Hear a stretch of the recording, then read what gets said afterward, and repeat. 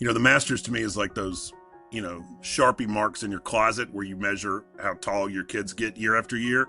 I think the Masters is something that happens annually that is always at the same time in the same place, and it allows us to measure our own change and growth. Where does the Masters mystique actually come from? We've got the right guy to tackle that question to tell us all about it. The right guy. Your favorite sports writer's favorite sports writer, your favorite voiceover guy's favorite voiceover guy. He is Wright Thompson, and he is going to tell us about the Masters. Joining me, author of a bunch of stuff, including recently The Barn, Pappyland, Cost of These Dreams, has written a lot of things about golf and life and where the two intersect. And Wright, I'm hoping that you can help me answer a question today, and we'll kind of wind our way there. That question is, where does the Masters mystique come from? And I guess where I want you to start is maybe with your first impressions, if you can remember them, and how they've changed. Because, I've gotten to go to the Masters now a bunch of times, and the way I went into the first one is definitely different than the way I'll go into this one. So, do you remember your first impressions? I do. So it's interesting because I think there are a lot of different Masters for a lot of different people. And my impression of it was always through my father's eyes. And, he never went and always wanted to go. And he died like a year and a half, I think, before I started for ESPN, and I could have taken him, And so my first memory of it was as a 9-year-old in 1986 watching Jack Nicklaus win, and my father calling me into the room. The thing I didn't realize is that that Masters Sunday, let's see when it was. Masters Sunday 1986 was April 13th. That was the day before my father's 40th birthday. And so I didn't understand that he was watching Jack Nicklaus through a very specific lens, and his sort of emotions were really tied to that. And so, that was my first impression. My next memory is us watching Tiger win for the first time together. I was in college and we were on the telephone. And I remember that so clearly in my room at the Fidout House at Mizzou. I really remember that clearly. And then, my first Masters was Mike Weir. And then my second Masters, I think, would have been Phil's first major. And it was just batshit crazy. I think if you've been going to the Masters a long time, the myth is that the Masters doesn't change. The Masters changes constantly all the time, and not just the golf course. So, when we first started, what was your first Masters? Patrick Reed, 2018. Yeah, so it's interesting. And mine was 2002, I think, or three. I forget. Whatever year Mike Weir won for the first time. And, it was way more Southern than it is now. They used to have Durkee sauce on the tables in the grill room, which my very Southern grandmother and my very Southern mother won't have a sandwich without, and so it used to feel a lot more Southern than it does now to me. But it occupies a sort of outsized emotional place in my life. It's interesting. I have very complicated feelings about the actual thing, right? But for me, and maybe this is just, to me, there's a huge difference between the Masters and its association with my father and the Augusta National Golf Club. Those are very different things emotionally to me. It's funny that you mentioned it being Southern, because that was one of the places I wanted to go directly to. You think and write constantly about the South. You've talked about, the South is where conflict plays out on a landscape. And I was curious if you think Augusta is Southern, if Augusta and the Masters is still of a place, and what it means, I guess, that it is in Georgia. That's a very good question. And I don't, I mean, there's certainly things that are very Southern about the sort of history of it and and the intersections it sits at.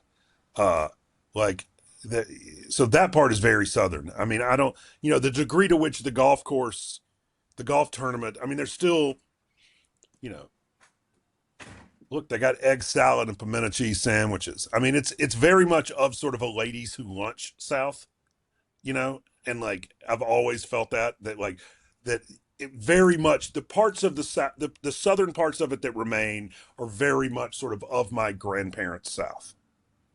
You know, I wish they still had the chicken sandwiches that was just a cold chicken breast on a piece of white bread. That's what they used to be. That was incredibly southern. You know, cold fried chicken is, cold fried chicken and pimento cheese and egg salad sandwiches. That is my grandmother's house. So like that stuff still exists. You know, I mean, it does sort of have F1 vibes now when you go with all of the stuff they've added, you know? Like Yeah. like I don't like all like I'm also like terribly sentimental and old fashioned. So a lot of the new stuff that is probably objectively awesome, I kind of instinctively hate. Uh but no, I mean they're definitely, the history of it is very complicated, as is sort of the fact that it ties together like an essential southern piece of southern history that most people don't talk about, which is that the thing people think of as the South, which is this incredible commodity market, has always been deeply tied to New York and to London. And so like the Georgia of the New York of Clifford Roberts and the Georgia of Bobby Jones, at that intersection lives the South. And so I think that Augusta is deeply rooted in that. That the Vanderbilts and the Dukes, like those are all New York families. And so like I think there's Augusta is very true in that way, and that it sits astride sort of the central driver of most Southern history. I mean, like if you want to really get in the weeds of like, the South being driven by the price of cotton in Liverpool, like Augusta and its marriage of sort of Southern cosplay plantation life and New York financial markets, you know, like in a lot of ways, Augusta was always a place where New Yorkers could come play at being Southern. That's And fascinating. so like Yeah. it's very much that uh in a way. And in the deep rivalry between South Carolina and Georgia, manifests itself in the sort of political life of the club in a way that's interesting. And I love going there. I love that, one of the Green Jackets who's always working in the media center is the third or fourth generation owner of an enormous industrial company who during World War II built 1,000 Sherman tanks. Like, I like that dude is walking around there. Like I'm a sucker for all of that shit. Like, I really like it. So, I don't know. You know, I think understanding Augusta National is by proxy understanding the actual history of the South. You've written about Augusta in, short form, long form for TV and essays, commentary, Yeah. deep personal stuff, Yeah. and as part of profiles. I'm curious, like, to what extent has writing shaped the way people see the Masters and Augusta? Well, I mean, the most famous three holes in golf were named that by a magazine writer. Herbert Warren Wynn named Amen Corner, which is actually named after a jazz record, which I love.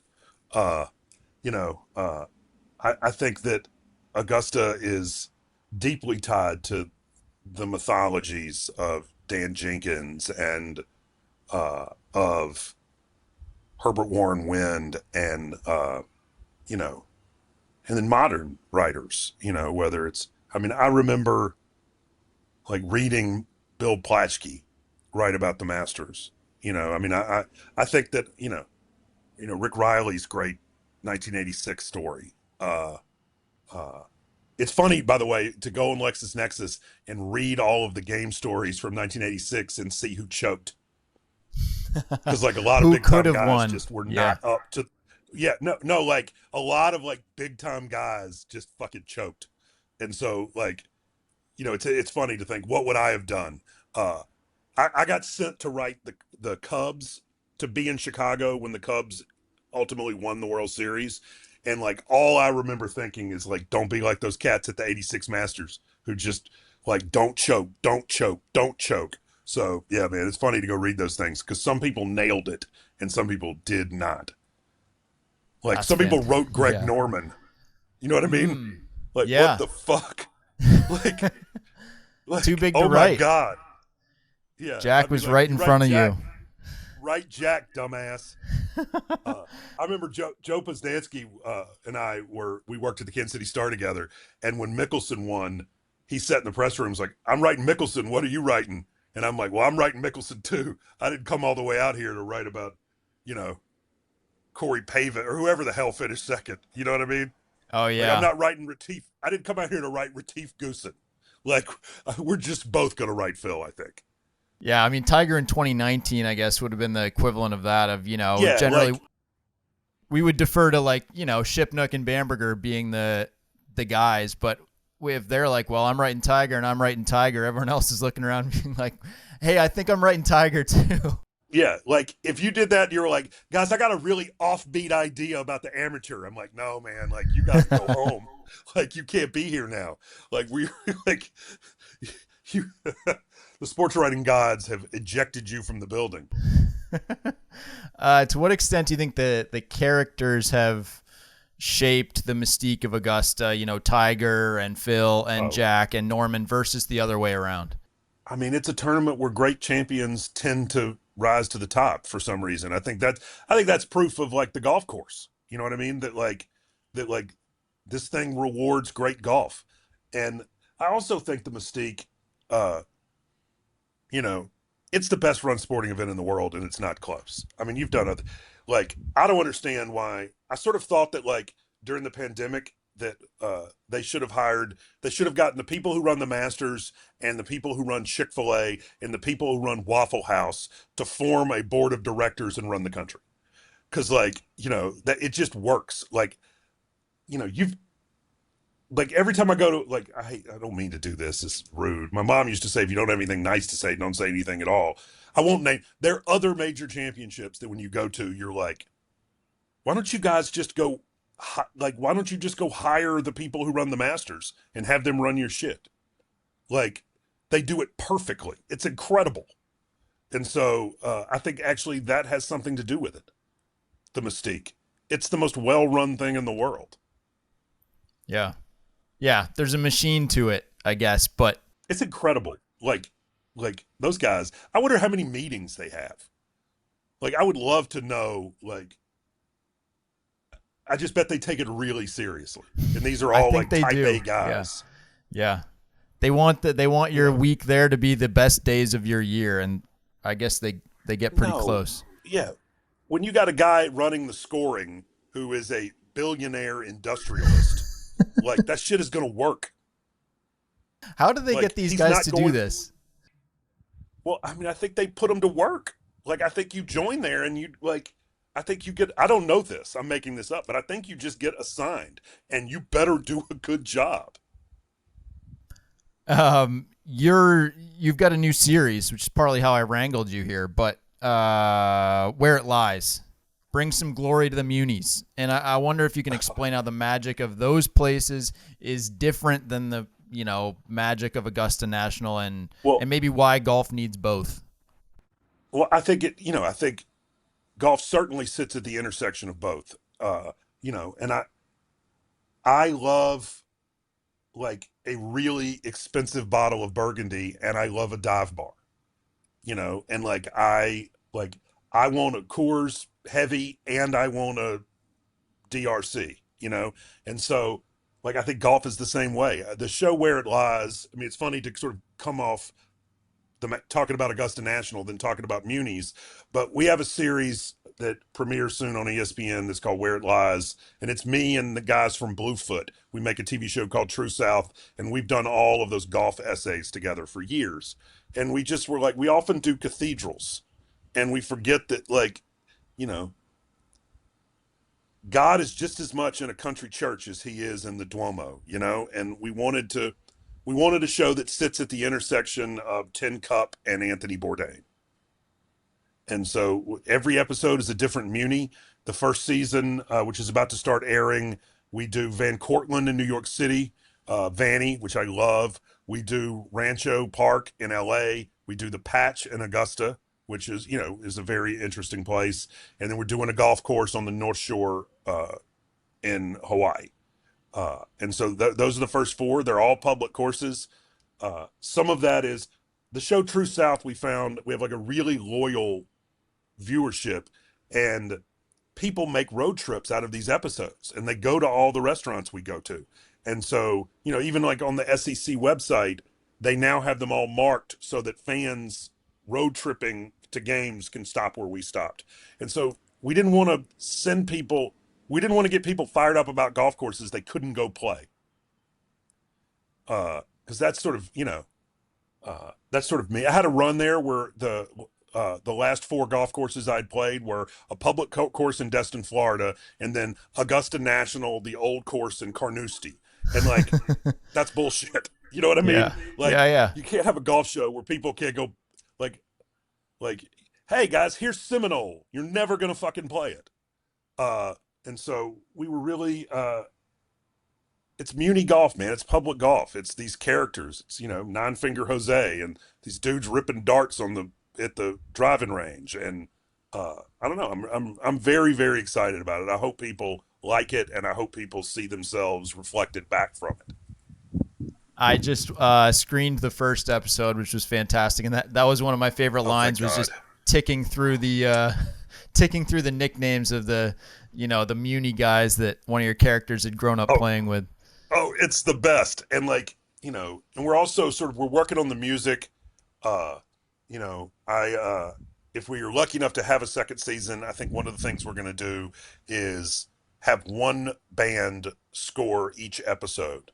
And so like the next four, we're talking about the bands being, we're talking to the management of Grateful Dead, Goose, and Widespread Panic, and I'm trying to figure out how to get to Fish. So like that would be it would be like super jam bandy, which I want.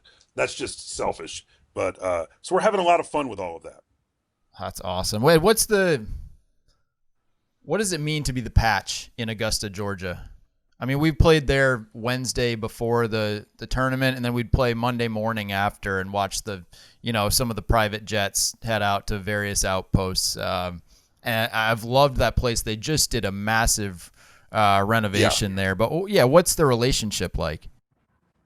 Well, I think Augusta, Georgia is, it is Bobby Jones and James Brown, even though, Bobby's from Atlanta. But like, there are many faces of Augusta, Georgia, as you well know, been going there.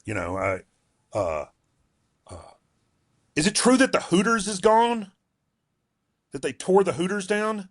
It tore it down. John Daly's relocating to Top Golf, which is some sort of like Counting Crows lyric or something. But oh my God, is that true? It's true, yeah. Because John Daly at the Hooters was like, I mean, that's George Washington crossing the Delaware. That's the most American shit I've ever seen in my life. So is T-Bone still there? T-Bone's is still there. No, that's still there. Institution. Well, yeah. I mean, that's where you go in and you see, Bones hanging out with the guys from REM on Sunday after the Masters.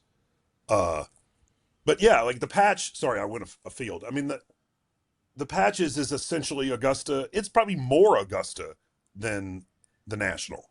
I mean, golf is not just dudes in country club quarter zips. In fact, it's mostly isn't that. I think golf is like, it's blue collar dudes. And, sometimes I think golf more than any other sport, the thing you see on TV is further away from the actual soul of the thing, maybe than any other sport. And, I mean, I love those courses where you can just tell there's a community. Like there's that Lions golf course in Austin, Texas, where the snack bar is run by the dudes from Chewy. No, the dudes from Oh my God, I'm blanking on the goddamn thing. What's the restaurant in Austin, Texas that has it's a Mexican restaurant and it was LBJ's favorite place, Cisco's. Mm. Uh so the snack bar at this golf course in Austin, Texas is run by Cisco's. And it's like that's incredible. It's funny. I've been to Lions. It's like one of those munis that they're always saving. Every year they need to save it from redevelopment, and that's like part Well, of the it's because deal, I guess.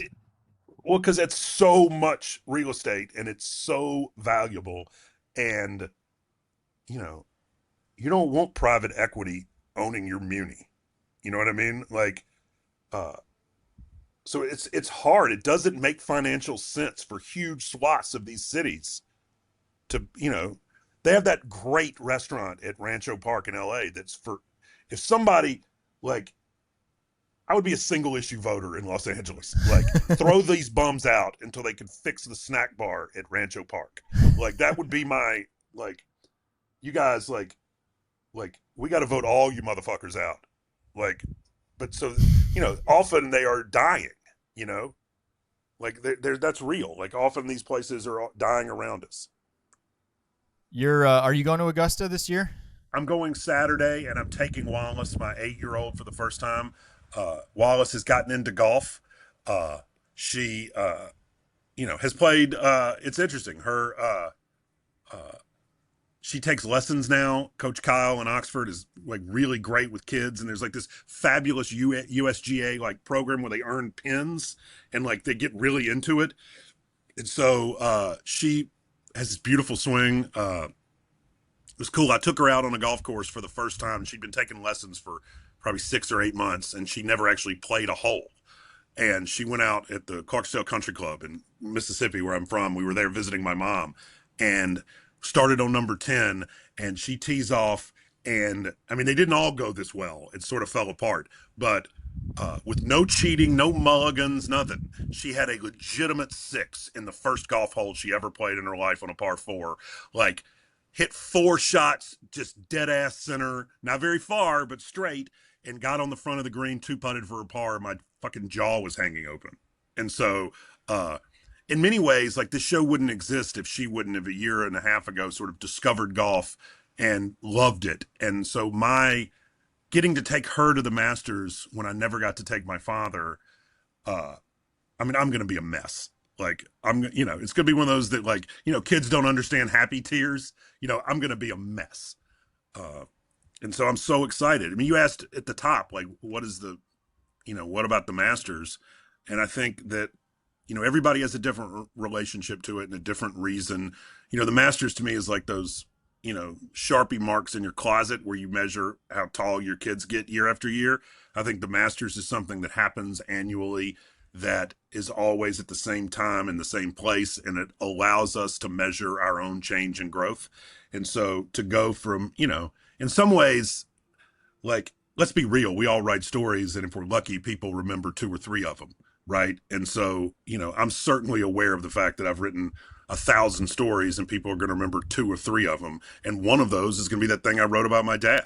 I hear from people about that story about the Masters far more than anything I've ever written. And I hear about it. It's been 20 years or almost. And I hear about it constantly from people.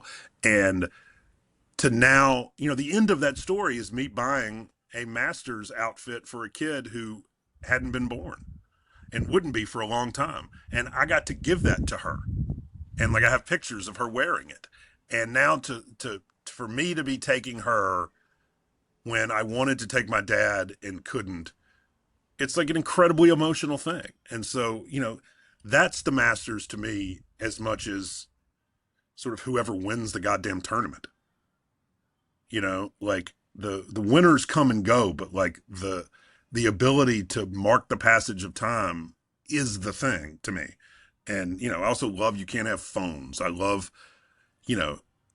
like, I love everything about it. Like, I like our rented house that we used to have with, it was me and Steve Politti and Dan Wetzel and Brady McCullough and Jay Busby and Mr. Hart. And, I mean, I loved that. I like dinner at the Wife Saver.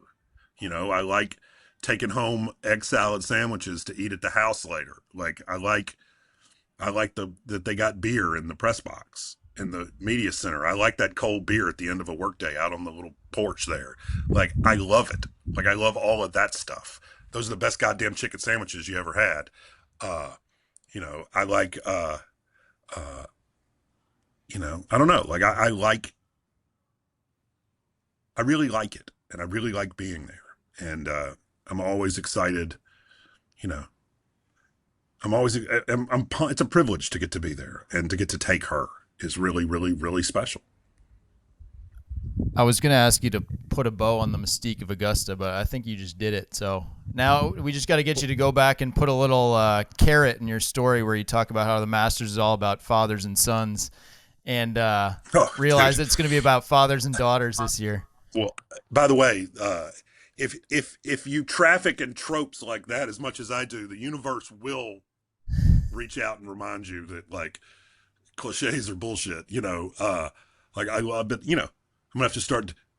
Jason Kirk's gonna have to start doing an impression of me that's fathers and daughters. So we'll have shut down fullback will have to come out and like redo it. He was my outgoing voicemail on my phone for a while. I got him, the guy who does the fucking funny impression of me, I got him to record my outgoing voicemail. So when you called, it was him being me. And it was like hilarious. Like he did a great job. It was like, you've reached Wright Thompson's phone. I can't answer. I'm reading the New York Times. Like it was hilarious. Like he really got me. That's awesome. All right, last thing, right, and then we'll let you go. Where's the place that you're most excited to take your daughter, whether it's on property or off? Is it Amen Corner? Or is it going down and finding a spot on the bleachers, or is it somewhere else? I think we will probably take our chairs and go straight to Amen Corner and set them up, and then I'll probably I want to show her what's the quickest way to get to Amen Corner. So you go across 1 and then you go across 9 and then you cut up through the members driving range and go up to what's that 15 back there, and you can sort of cut around. I think you go across the fairway maybe at 11. I'm trying to remember but there's a way that you can get straight to those trees at Amen Corner, and so I'll probably take her there, and then we're just going to sit, man. We're going to have pimento cheese and egg salad sandwiches, and I'm going to drink a cold beer, and I'm going to get her whatever kind of candy she wants. And, we're at the Masters, and the answer is yes. And we're going to have a fabulous time. We're going to come in Friday, and she and I are going to go to Bones in Atlanta and go eat a big steak, and then we'll roll over and go to the tournament. I'm doing a dinner that night, a book dinner. Julian Van Winkle and I are hosting in Augusta Saturday night. Which is how I got the badges. I'm singing for my supper. And so she'll come to that. She's 8, but she can be in a room of adults and hold her own. And I'm really excited to just bring her to all of it, because it's all Masters week. It's not just what millionaires do on a golf course on television. It's the whole thing. So I'm excited to take her to Amen Corner. My American Express card is very nervous about her in the pro shop. I'm gonna melt that thing, and then yeah, man, I'm genuinely emotional about it. Well, you wrote that into existence when you finished the most emotional story of your life with a trip to the pro shop. So it's only fitting. Wright Thompson. That's right. I don't care what everyone says about you. I think you're all right. So thank you so much for joining. Everybody go watch Where It Lies. We'll link to that, and we'll link to your story about your dad in Augusta and maybe some other stuff down below. Right. Thank you so much. Oh, it's my pleasure. And I'm sure I'll see you out there on Saturday.